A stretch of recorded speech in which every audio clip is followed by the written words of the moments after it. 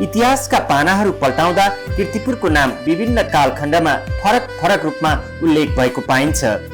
स्थानीय किंवदन्ती, ऐतिहासिक दस्तावेज र गोपालराज वंशावलीका आधारमा हेर्दा यो क्षेत्र प्राचीन कालदेखि नै मानव बस्तीको महत्त्वपूर्ण केन्द्रका रूपमा विकसित भएको देखिन्छ। विभिन्न राजाहरूको शासन, युद्ध, राजनीतिक उतार चढाव र सामाजिक परिवर्तनका अनेकौं चरण पार गर्दै कीर्तिपुरले आफ्नो छुट्टै सांस्कृतिक पहिचान निर्माण गरेको छ।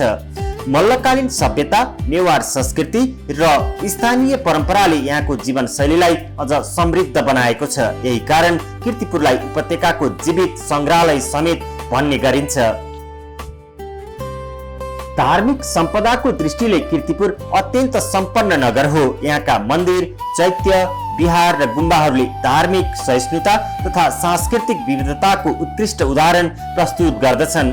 कीर्तिपुरको सबैभन्दा प्रसिद्ध धार्मिक स्थल मध्येको एक हो बाघ भैरव मन्दिर। नगरको ऐतिहासिक केन्द्रमा अवस्थित यो मन्दिर कीर्तिपुरवासीहरूको आराध्य देवताको रूपमा परिचित छ। बाघको स्वरूप विराजमान भैरवलाई स्थानीयवासीहरूले नगरका संरक्षक देवताका रूपमा मान्ने गर्दछन्।